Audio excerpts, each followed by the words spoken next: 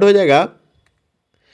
तो याद रखना तारिक है फिरोज शाही के जो लेखक हैं दोस्तों, वो आपका कौन सा हो जाएंगे, तो जियालुद्दीन बर्नी, यानी ऑप्शन नंबर ए आपका करेक्ट आंसर हो जाएगा, आपको याद रखना है। ठीक है। क्वेश्चन नंबर दोस्तों 4 कहता है कि अस्थायी बंदोबस्त किस गवर्नर जनरल के समय लागू हुआ था, आपको बताना है। दोस्तों जितना भी क्वेश्चन करवा रहे हैं सब के सब VVI है और सब एग्जाम में पूछे गए क्वेश्चन है। पूरा वीडियो देखिए, वीडियो को अंत तक जरूर जाए। ठीक है। नेक्स्ट है दोस्तों कि अस्थायी बंदोबस्त है किस गवर्नर जनरल के समय लागू हुआ था, तो याद रखना है कि लॉर्ड कर्नवालिस के समय यह लागू हुआ था, यानी कि ऑप्शन नंबर बी आपका करेक्ट आंसर हो जाएगा। ठीक है। अगला दोस्तों कि भारतीय राष्ट्रीय कांग्रेस का पहला विभाजन हुआ था दोस्तों, कब हुआ था, आपको बताना है। ठीक है। तो याद रखना है यह आपका 1907 में विभाजन हुआ था, यानी कि ऑप्शन नंबर सी आपका करेक्ट आंसर हो जाएगा।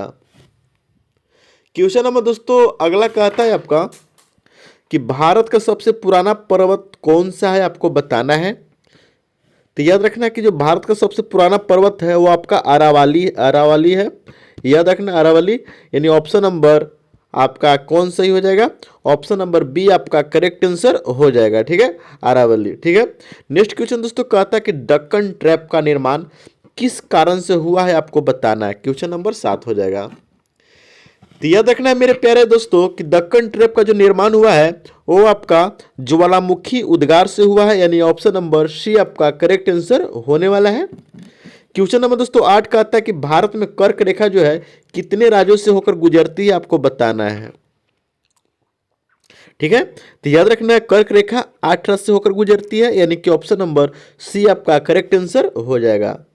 क्वेश्चन नंबर दोस्तों 9 कहता है कि भारत का सबसे बड़ा खारे पानी का झील कौन सा है, आपको बताना है। तो याद रखना है यह चिल्का झील हो जाएगा, यानी ऑप्शन नंबर ए आपका करेक्ट आंसर हो जाएगा।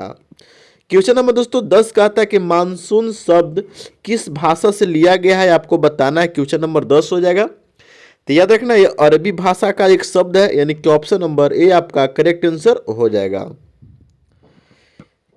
क्वेश्चन नंबर दोस्तों 11 कहता है कि भारत में लिखित संविधान की जो अवधारणा है किस देश से ली गई है, आपको बताना है। ठीक है। तो याद रखना है दोस्तों यह अमेरिका से ली गई है। कहां से, अमेरिका से, यानी कि ऑप्शन नंबर बी आपका करेक्ट आंसर हो जाएगा। ठीक है। क्वेश्चन नंबर दोस्तों 12 का आता है कि संविधान सभा की पहली बैठक जो हुई थी वो दोस्तों कहाँ हुई थी, आपको बताना है। ठीक है। तो याद रखना है कि जो संविधान सभा की पहली बैठक हुई थी वो दोस्तों 9 दिसंबर 1946 ईस्वी को हुआ था, यानी ऑप्शन नंबर ए आपका करेक्ट आंसर हो जाएगा। दोस्तों वीडियो बने रहिएगा, वीडियो को अंत तक देखिएगा। ठीक है। नेक्स्ट क्वेश्चन दोस्तों कहता है कि किस अनुच्छेद के अंतर्गत वित्त आयोग का जो गठन होता है दोस्तों वो कितना अनुच्छेद के अंतर्गत होता है। ठीक है। तो याद रखना है ये आपका आर्टिकल नंबर 280 अनुच्छेद के तहत गठन होता है, यानी कि ऑप्शन नंबर बी आपका करेक्ट आंसर होने वाला है। ठीक है। क्वेश्चन नंबर दोस्तों 14 कहता है कि लोकसभा अध्यक्ष को हटाने का जो प्रस्ताव होता है दोस्तों, ठीक है, वो कहाँ प्रस्तुत होता है, आपको बताना है। क्वेश्चन नंबर 14 हो जाएगा। ठीक है। तो याद रखना है दोस्तों यह होता है लोकसभा में। कहाँ होता है, लोकसभा में, यानी कि ऑप्शन नंबर सी आपका करेक्ट आंसर हो जाएगा।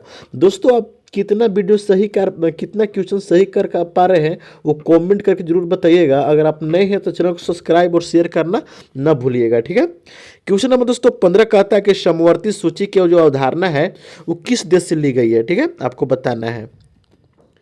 तो याद रखना है कि जो समवर्ती सूची की जो अवधारणा है दोस्तों वो आपका कहाँ से ली गई है, तो ऑस्ट्रेलिया से ली गई है, यानी कि ऑप्शन नंबर बी आपका करेक्ट आंसर हो जाएगा। क्वेश्चन नंबर दोस्तों 16 कहता है कि भारत में योजना आयोग की स्थापना कब हुई थी। ठीक है, क्वेश्चन नंबर 16 हो जाएगा। तो याद रखना है कि योजना आयोग की जो स्थापना हुई थी 1950 ईस्वी में हुई थी, यानी कि ऑप्शन नंबर सी आपका करेक्ट आंसर हो जाएगा। नेक्स्ट क्वेश्चन दोस्तों कहता है कि भारत का केंद्रीय बजट जो संसद में कौन प्रस्तुत करता है, आपको बताना है। ठीक है।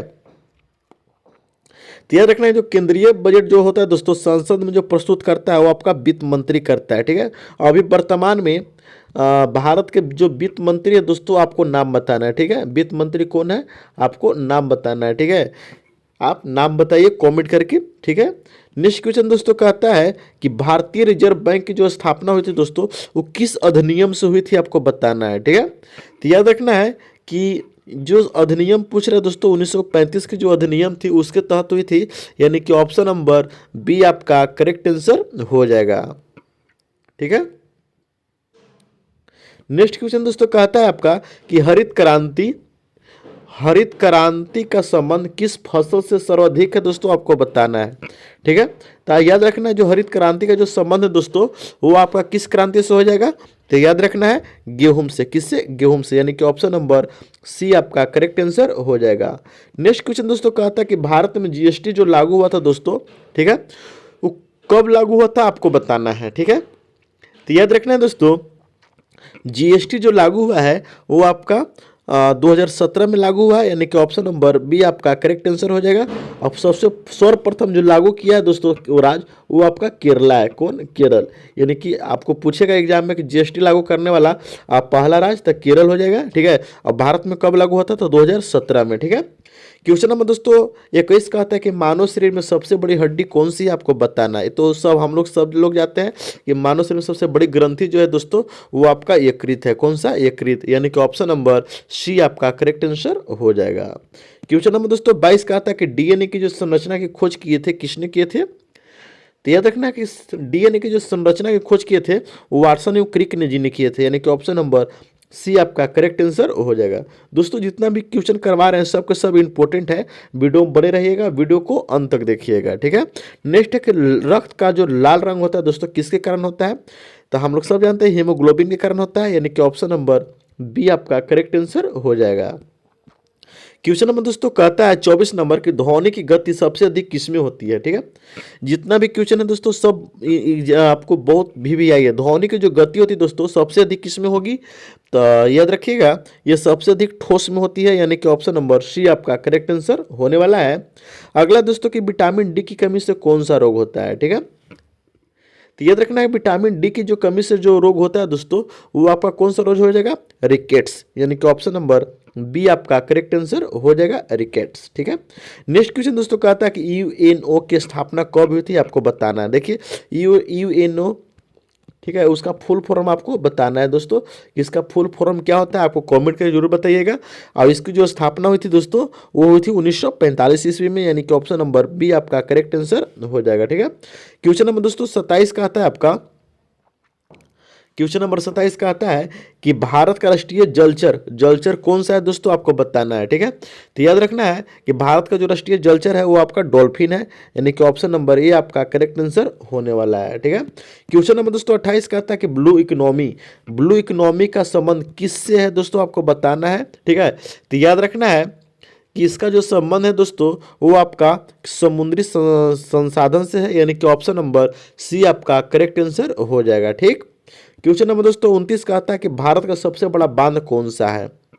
ठीक है, तो याद रखना कि जो भारत का सबसे बड़ा बांध है दोस्तों वो आपका हो जाएगा टिहरी बांध, यानी कि ऑप्शन नंबर सी आपका करेक्ट आंसर होने वाला है।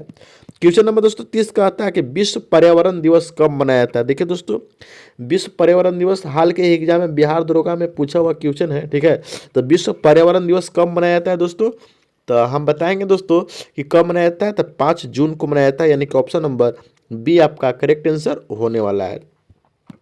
क्वेश्चन नंबर दोस्तों 31 कहता है कि इनकलाब जिंदाबाद का नारा किसने दिया था, आपको बताना है।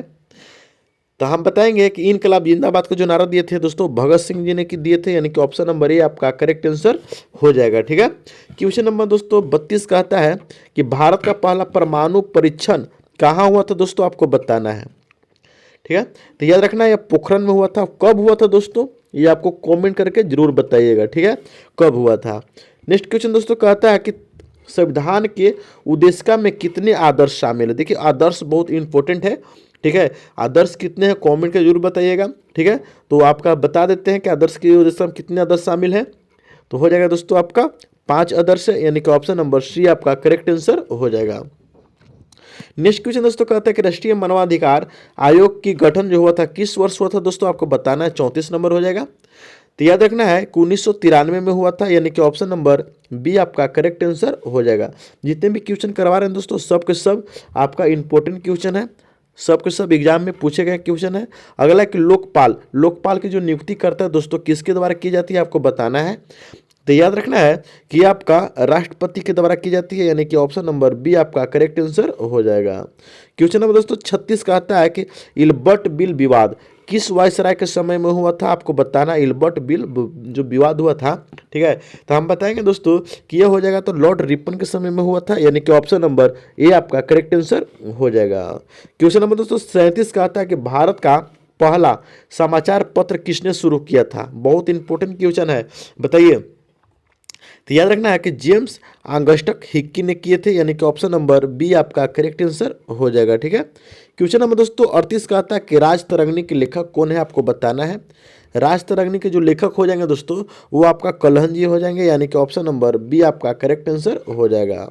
क्वेश्चन नंबर दोस्तों 39 का आता है कि यूरिया में नाइट्रोजन की जो मात्रा होती है दोस्तों कितने परसेंट होती है, तो याद रखना 46% होती है, यानी कि ऑप्शन नंबर सी आपका करेक्ट आंसर हो जाएगा। ठीक है, क्वेश्चन नंबर दोस्तों 40 का आता है कि भारत का राष्ट्रीय जो पंचांग है दोस्तों वो किस पर आधारित है, आपको बताना है। ठीक है, तो याद रखना कि भारत का जो राष्ट्रीय पंचांग है दोस्तों वो आपका सौर पर आधारित है, यानी कि ऑप्शन नंबर बी आपका करेक्ट आंसर होने वाला है। क्वेश्चन नंबर 41 का आता है कि आरबीआई का राष्ट्रीयकरण कब हुआ था। ठीक है, तो याद रखना है कि इसका जो राष्ट्रीयकरण हुआ था दोस्तों 1949 में हुआ था। कितना लेकर 1935 मार देता है, 1935 में दोस्तों स्थापना हुआ था, और राष्ट्रीयकरण कब हुआ था, तो 1949 में हुआ था। आपको याद करना है राष्ट्रीयकरण और स्थापना में। ठीक है, यानी कि ऑप्शन नंबर सी आपका करेक्ट आंसर हो जाएगा। क्वेश्चन नंबर दोस्तों कहता है 42 विश्व का सबसे लंबा नदी कौन सा है। ठीक है, तो याद रखना विश्व का जो सबसे लंबा नदी दोस्तों आपका नील हो जाएगा, यानी कि ऑप्शन नंबर बी आपका करेक्ट आंसर होने वाला है। क्वेश्चन नंबर दोस्तों 43 का आता है कि भारतीय संविधान में कितनी अनुसूचियां हैं। ठीक है, और अभी कितनी अनुसूची हैं दोस्तों, तो याद रखना है कि जो अभी अनुसूची की संख्या दोस्तों 12 है, यानी कि ऑप्शन नंबर सी आपका करेक्ट आंसर हो जाएगा। क्वेश्चन नंबर दोस्तों 44 का आता है कि पंचशील सिद्धांत, जो पंचशील सिद्धांत है किससे संबंधित है, आपको बताना है।